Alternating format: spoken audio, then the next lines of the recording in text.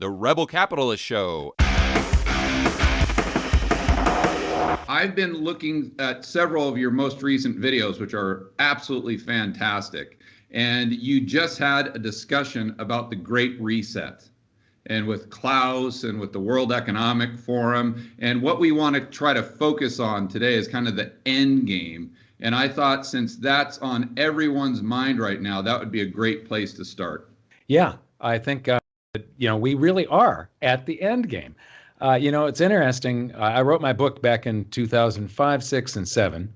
It came out just before the market crash in 2008, so it became a best-selling book because of the timing.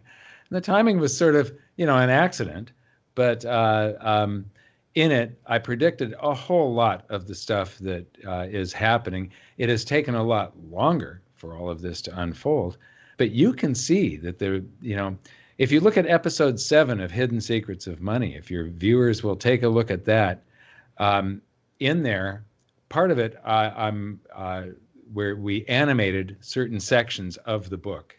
It's narrated and animated, and you can see that it's the beginnings of this end game are just playing out right now.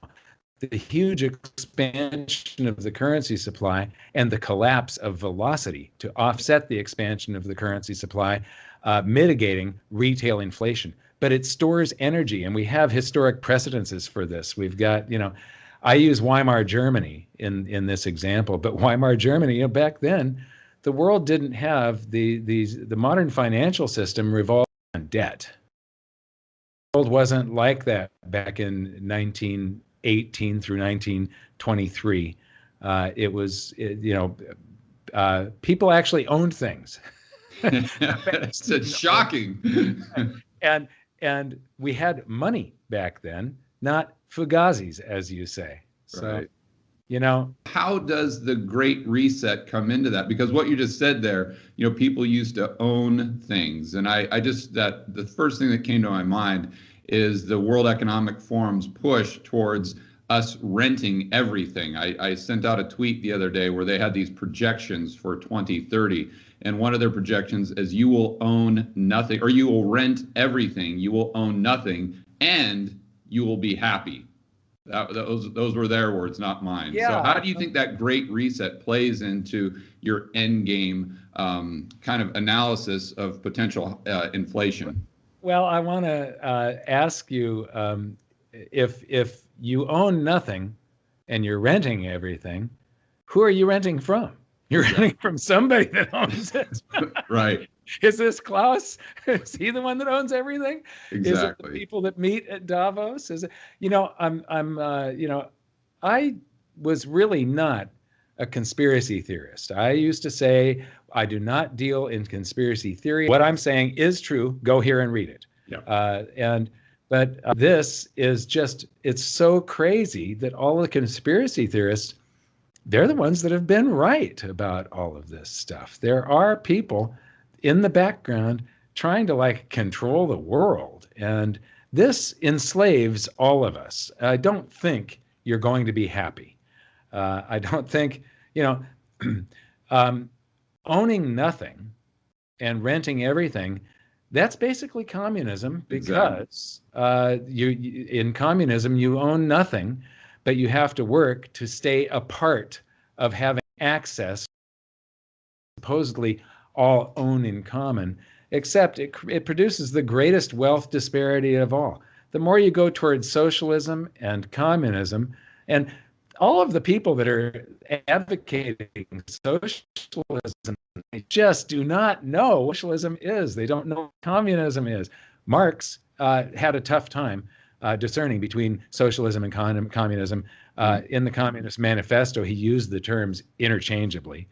And there are subtle differences, but still, when you don't own anything, there's less incentive. And when everything, you know what the tragedy of the commons is.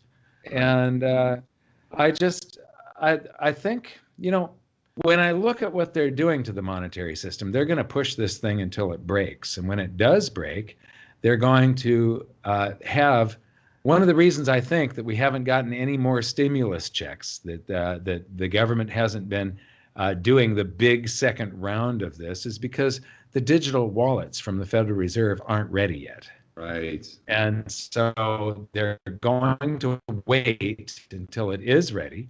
And, you know, in your video, one of the things that you pointed out that I had forgotten about is that the currency can be programmed.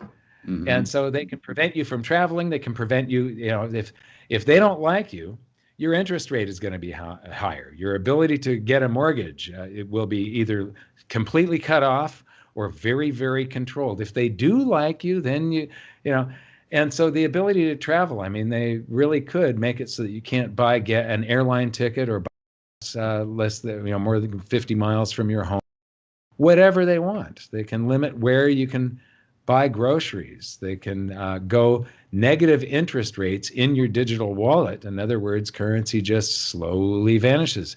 You got to use it or lose it. So when they want velocity to pick up, because see, that's what I think that was what really must burn them up a lot, is that they've got interest rates down at zero, Right. and they can't get the economy going.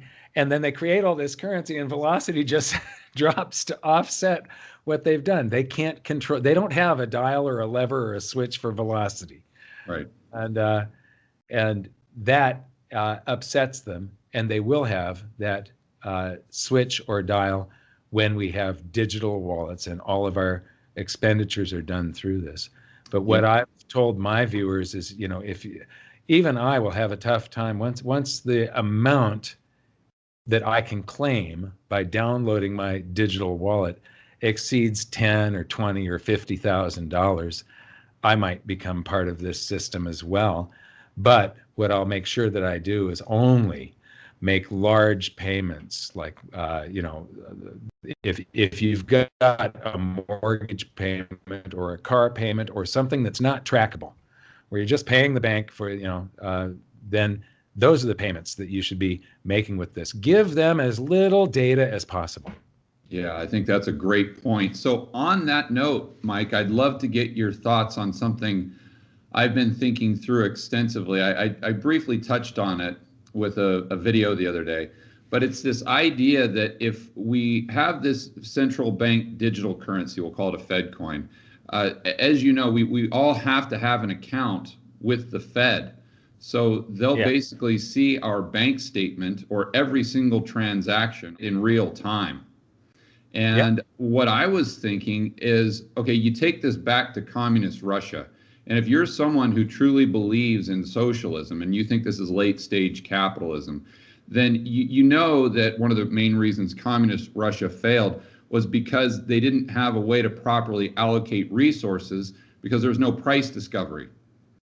And so I was thinking, well, what if this is a way for them to integrate artificial intelligence into the central banking system to create this socialist utopia where they don't need price discovery or price signals because they've got the artificial intelligence crunching all of the data from every single transaction that every American is making daily. Do you think, I mean, I know it's kind of a stretch, but I'd love to get your thoughts on that. I think that what they're doing eventually leads to that Right. would be the ultimate goal of this. And the thing is, the free market does this very well already, and don't have a free market. We haven't since the establishment, you know, in the United States, the Federal Reserve. But whenever an entity is manipulating interest rates or the quantity of currency, that's 50% of every transaction. Exactly. Therefore, you don't have a free market because the currency that you're using is being manipulated. Well, they want to manipulate it more, and they're going to be able to get us to do this and do that. These PhDs with, you know, they may have very high IQs, but they can't see the forest for the trees. They get lost in all of their formulas and graphs and things, and they just don't. I can't believe that they don't understand fundamental economics. The people at the Federal Reserve don't understand that wealth is the goods and services that we all create for one another, and that GDP is just you and I being able to transact together. If they allow us to make a transaction with as few impediments as possible, that's going to create prosperity. But yeah, they want to track us. They want to know everything that we're doing. It will ultimately lead to that. But artificial intelligence is a program that can learn and rewrite itself and learn and rewrite itself. So what are we going to go through in the period where it's learning? Yeah. When it hasn't really got it right yet.